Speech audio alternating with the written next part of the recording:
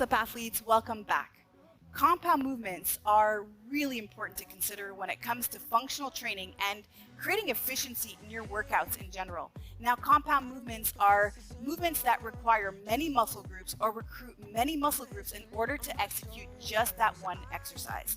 So a bicep curl, for example, only utilizes one main muscle, the biceps, in order to do that elbow flexion.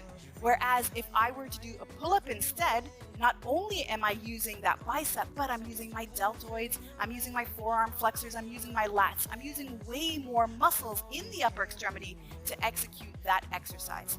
And now here's the thing. Whenever we are doing compound movements, not only are we recruiting more muscles, but we're increasing circulation. We are increasing also the work output. So the amount of work that we do in that particular time is way greater than if we were just isolating one muscle. And then ultimately we are burning more calories and we are creating a lot more demand on the muscle. We're also able to stabilize the joint. We're working all of the muscles in synergy in a way where the balance is created around that strength instead of over-stimulating a particular muscle and then throwing the entire upper extremity off balance because there's one side that's stronger than the other. All right, I won't geek out too much longer, but I just want to share with you that as you're going forward and doing these short workouts with me, just remember that as we isolate certain muscle groups, we create less work and then we see less results. But if we incorporate more compound movements, we get more results and we can start to see that transformation. And not only that, but also increase our cardio as well. Now, athletes, if you've liked this video, give me a thumbs up and then invite a friend as well by sharing this video with your friend so that you have more accountability around your training. And if you're new here, go ahead and subscribe so that we keep training together. All right, now let's get to it. Today we've got an 8-minute full body workout using compound movements and a medium weight pair of dumbbells. This is a wild card workout. We are working for 45 seconds. We are resting for 15 seconds through 8 different exercises. I will show you your first one today, and then going forward, you're going to know what's coming up in this box above. Our first exercise today is a sumo deadlift high pull. Now, whenever we're picking up our weights off the floor, really important that we are mindful of the back, and so the best way to protect the back is to just monitor where the eyes are gazing. So as you pick up your weights or put them back down, form is extremely important. Now, there is a reflex with the eyes and the spine. The spine follow the eyes. If I look down, my spine will curve and will follow the eyes. So I recommend that anytime you're doing a deadlift or picking up a weight from the floor, keep that gaze straight, keep the eyes parallel with the floor instead of looking down, because you will have that little flexion in the spine and then maybe set yourself up for a potential injury, which is not anything that we want. All right, so let's get started. Go ahead and pick up your weights. Keep that back straight by looking straight as you pick up your weights. And now let's go wide.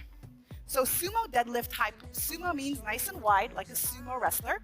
And then we're gonna push the knees out slightly. So my feet are slightly outside the shoulders, and then I angle my toes out just a little bit to follow the natural alignment with the femur. And then by pushing my knees out, I'm also activating the glutes. So anytime we're doing a deadlift, I want you to think about pushing the floor away from you to stand. And now this is the difference between using your legs and using your back to stand up. So I'm gonna lean forward, I'm gonna look straight to keep the back straight, and then I'm gonna push against the floor as I stand, and then those last little degrees of hip extension, I'm gonna use to help me bring my weights up, all right?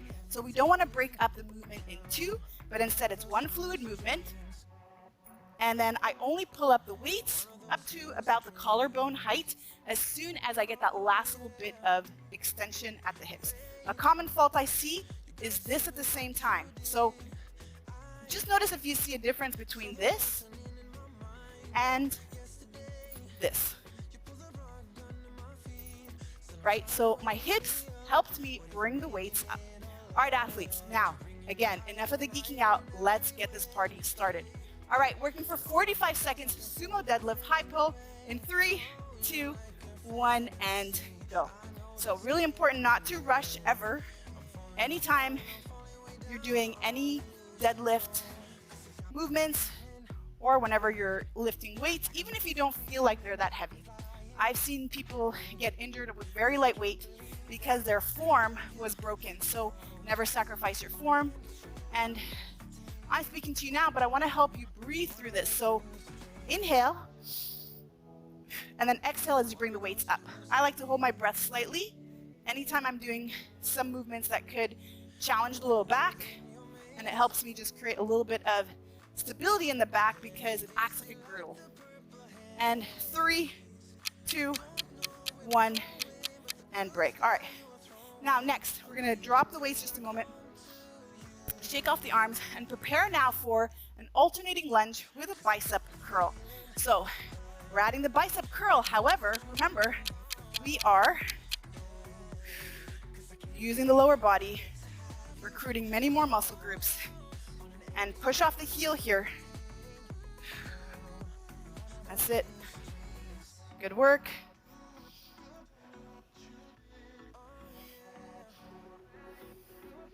And really important that you gently bring that knee to the floor. So you don't want to bang the knee into the floor. Always want to make sure that you're being very gentle and kind to the body, never sacrificing the body because of one movement. Good work. 3, 2, 1, and break. All right. We're gonna drop one weight, we're gonna keep one, and now we're gonna go wide. We're gonna go into a skater squat. And so as we get into the skater squat, we're gonna stay just on the left side here. We're also gonna bring the weight down. So you're weighing a little bit more on that working leg, and then also really just creating a bit of rotation in the upper body. Pull that shoulder blade back. Don't let it fall forward. And now put all your weight on the leg, and especially on the heel, because we want to work the posterior chain. We want to make sure that it's not just the quads doing the work. Your heel should not be lifting off the floor. And again, think about driving that hips back as though you're sitting on a chair. Good work. So even though this arm is just holding the weight, my forearm is engaged, my deltoids are engaged, and of course my lats are engaged, just to keep the weight there. All right, we went a little bit over. You're welcome. And now let's go ahead and switch to the other side. So again, same idea. Continue to breathe here, and let's go. And now what I love about these types of movements where we're working one side at a time is we can really start to pinpoint where our weaknesses are. And it's so normal to have one side that is stronger than the other side. It's just a part of it. And we are normally dominant on one side because we're either right-handed or left-handed, so it comes down to handedness, but we also have a dominant eye where we sort of base our entire perspective of what we see according to that side. And so that also creates a bit of an imbalance in the strength of the body. All right, let's go for our last one here. Good stuff. All right, drop the weights here. Relax the arms because you're gonna need it. Now, we're gonna get into a high plank. We're gonna do a push-up and then a row on each side. So, renegade push-ups here. And so come all the way down and then bring the weight to the chest. And as a modification, you can come on down, drop the knees, come back up, and then pull. All right? Come on down, drop the knees, come back up, and then pull. That's it. Continue to breathe. Pull. Continue to breathe. Really important to oxygenate those muscles. Keep your hips down, and try to avoid doing the full push-up on your knee. Try to go down straight if you can.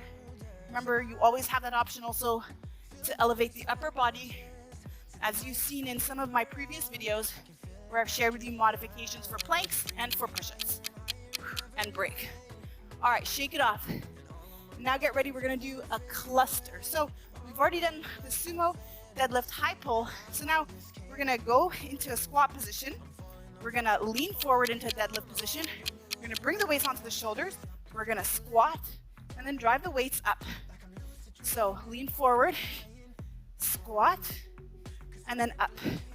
And now again, try to think about where those hips are. And remember that we're always using the hips to drive the weights up overhead. Hips up, weights overhead.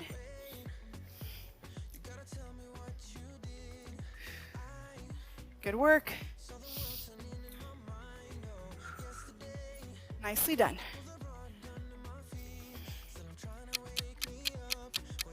And break.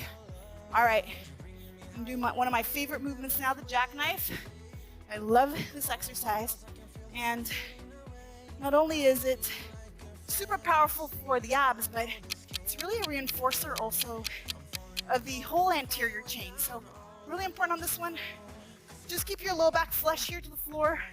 Make sure that you've got full contact the whole time. And then it doesn't really matter how low your legs go, as much as it matters that the back is flat. Remember, we never sacrifice the back. Inhale, breathe. Exhale, bring the weights together. 15 seconds.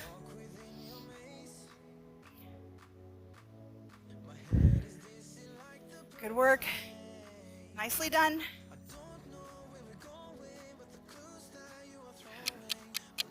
And break. All right. Last movement here. We're going to grab our weights, and now I'm going to challenge you a little bit. You're going to hold your weights up here, and then slowly you're going to extend one leg at a time. So think about engaging that core as you're holding your weights up here. Don't let the weight collapse on your chest. Keep it up, and then slowly do your lower body bicycle, extending one leg at a time with control. You're going to feel your thighs. You're going to feel your abs, especially as you keep that weight up here. Remember, try to keep those elbows free. Keep breathing. Oh man, it's a doozy. I feel you. Should not feel this in the low back. If you feel this in the low back, put the weight down.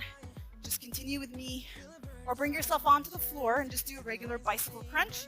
5 seconds. 3, 2, 1, and break. Oh man, I definitely feel that. So good work, athletes. Always congratulate yourself for showing up for you and for doing the work. Remember, it's always about consistency, and consistency first before adding that intensity. So go ahead and repeat one more time if you have it in you, or check out the other video I have linked for you at the end of this one to complete today's training. And remember to like this video. I know, I'm out of breath too. Remember to like this video if it resonated with you. Remember also to comment below. I love to hear from you. And then remember to subscribe if you are new here. All right, athletes, now let's go. Catch our breath, refuel, rehydrate, and let's meet up in the next one. You got this. Wait, you gotta tell me what you